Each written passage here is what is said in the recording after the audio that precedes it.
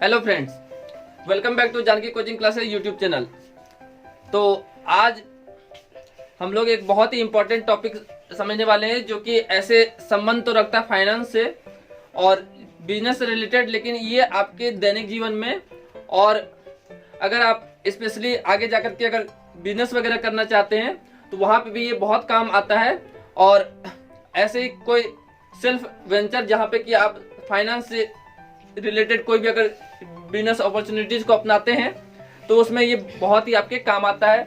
साथ ही साथ जो है ये एक बहुत ही ट्रेडिशनल मेथड है जहाँ पे कि लोग जो है कोई भी फंड्स को रेज कर पाते हैं। तो जैसा कि आप टॉपिक देख सकते हैं, इसका नाम क्या है? साझेदारी यानी कि पार्टनरशिप। तो पार्टनरशिप, वेदर आप एक फाइनेंशियल पार्टनरशिप कर रहे हैं, आप जो है किसी के साथ कोई जो है बेहतर, जैसे क्रिकेट वगैरह में भी होता है तो वहां पे भी जो पार्टनरशिप हो सकता है, या फिर जो है आप किसी के साथ अगर दोस्ती करते हैं तो वो भी एक तरीके का पार्टनरशिप ही होता है। तो पार्टनरशिप होता क्या है और इसका किस तरीके से हम लोग जो है बेनिफिट ले सकते हैं, इसके बारे में ये इंट्रोडक्शन क्लास है। तो वीडियो में अंत तक बने रहिएगा ताकि ये कॉन्सेप्ट आपको और बेहतर तरीके से समझ में आ सके।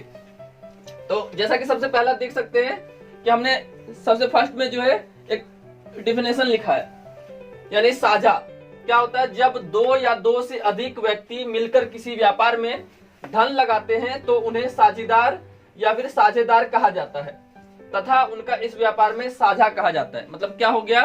दो या दो से अधिक व्यक्ति जब कोई व्यापार, एक तो होता है इंडिविजुअल यानी कि प्रोप्राइटरशिप वाला, यानी कि एकल कोई व्यापारी है, उसने क्या किया, अपनी जमा पूंजी को निवेश करके कोई भी बिजनेस शुरू किया।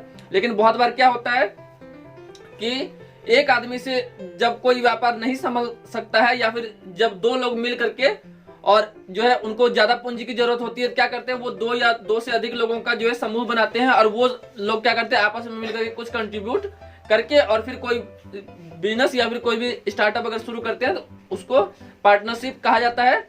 और ऐसे लोग जो कि इसमें हिस्सेदार होते हैं उनको साझेदार या फिर साझेदार यानी कि पार्टनर्स कहा जाता है। और व्यापार को जो है साझा यानी कि पार्टनरशिप कहा जाता है। अब क्या करता है दूसरा जो पॉइंट है कि प्रत्येक व्यक्ति के द्वारा लगाए गए धन के अनुपात में ही उनके बीच लाभ अथवा हानि के हिस्से का भी बंटवारा होता है। मतलब फॉर एग्जांपल मान लीजिए किसी भी व्यक्ति ने, दो या दो से अधिक व्यक्तियों ने अगर उसमें धन लगाया तो उनको जो उससे लाभ जो प्राप्त होगा वो उनके बीच उसी अनुपात में बंटवारा होगा जिस अनुपात में उन्होंने धन लगाया। मान लीजिए कि किसी ने 500 रुपए का बिजनेस जो है मतलब शुरू किया और उसमें तीन लोगों ने मिलकर के धन लगाया। पहले व्यक्ति ने 300 लगाया, एक व्यक्ति ने 150 लगाया और किसी व्यक्ति ने 50 रुपए लगाए। तो इस तरीके से करके 500 रुपए अगर उन्होंने तीनों ने मिल करके अगर इन्वेस्ट किया तो उस पर अगर प्रॉफिट अगर होता है तो 500 से बढ़ करके अगर वो 600 हो जाता है तो 100 रुपए का जो प्रॉफिट है वो उनके द्वारा लगाए गए धन के अनुपात में ही, जिन्होंने 350 लगाया उनको सबसे ज्यादा उनके अनुपात में, उसके बाद जिन्होंने 150 लगाया उनको उनके अनुपात में, और जिन्होंने 50 रुपए लगाया उनको उनके अनुपात में जो है धन मिलेगा। यानी कि 300 रुपए वाले को अलग मिलेगा, 150 रुपए वाले को अलग मिलेगा और 50 रुपए वाले को अलग मिलेगा।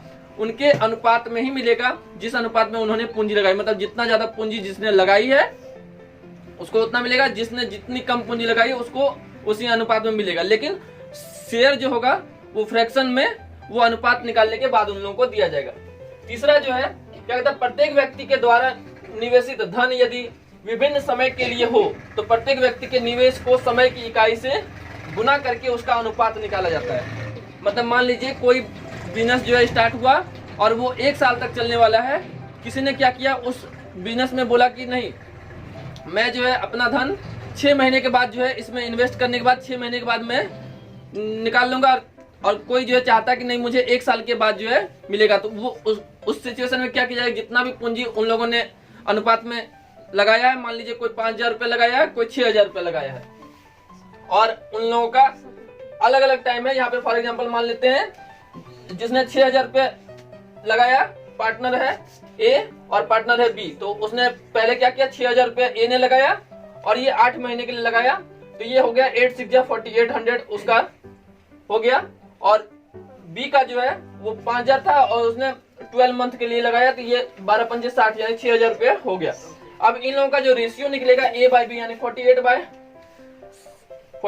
बाय 6000 करने के बाद A और B का जो रेशियो निकलेगा 4:5 की रेशियो में निकलेगा। यानी कि जो भी प्रॉफिट होता है इन दोनों रुपयों को जोड़ करके, मतलब 6 और 5 11,000 रुपए पे जो भी प्रॉफिट आगे जाके बनेगा, मान लीजिए 14,000 रुपया अगर हो गया या 15,000 रुपया अगर हो गया, तो 15,000 रुपया उन लोगों के बीच में 4 और 5 के अनुपात में बटेगा। यानी कि A को मिलेगा 4 हिस्सा, B को मिलेगा उस 15,000 का 5 हिस्सा।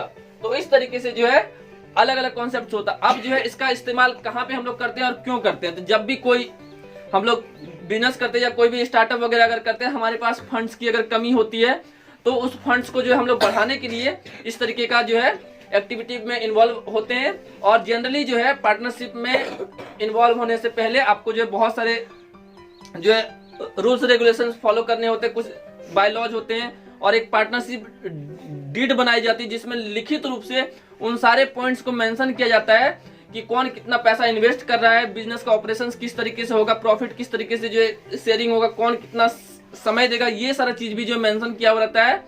और उसको जो है दोनों ही पार्टनर्स या 2 से अधिक अगर लोग भी हैं तो उन सारे पार्टनर्स को फॉलो करना होता है। ये बिजनेस के स्मूथ फंक्शनिंग के लिए बहुत ही ज्यादा जो है जरूरी होता है।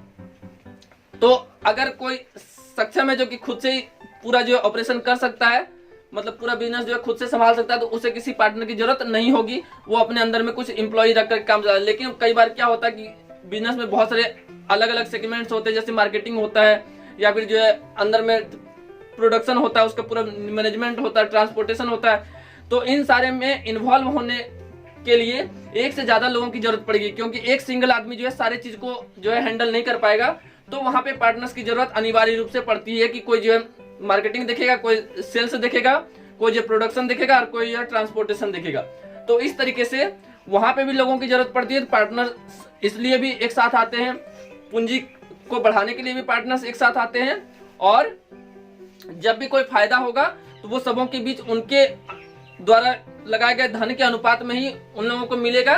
और साथ ही साथ जो है अगर नुकसान होगा, मतलब फायदा के साथ, क्योंकि बिजनेस है तो ऑब्वियस बात है जितना चांसेस उसका प्रॉफिट होने का है उतना चांसेस उसके लॉस होने का भी। अगर लॉस भी अगर होगा तो उन लोगों के बीच इक्वली में जिस अनुपात में उन्होंने धन लगाया उसी अनुपात में उन लोगों के बीच लॉस का भी डिस्ट्रीब्यूशन होता है। तो इस वजह से क्या होता है, एक ही आदमी के ऊपर सारा का सारा बर्डन जो है कभी भी नहीं जाता, चाहे वो प्रॉफिट के केस में हो या फिर लॉस के केस में हो। और जो है इस तरीके से पार्टनर्स जो है अपना बिजनेस को आगे फ्लोरिश कर पाते हैं और एक बेहतर स्केल अप जो है दे पाते हैं। तो ये एक बहुत ही छोटा सा इंट्रोडक्शन था, बहुत ही छोटा सा प्रेजेंटेशन था। आई होप कि पार्टनरशिप और बिजनेस में इसकी क्या भूमिका है इसके बारे में आपको बेहतर तरीके से समझ में आया होगा।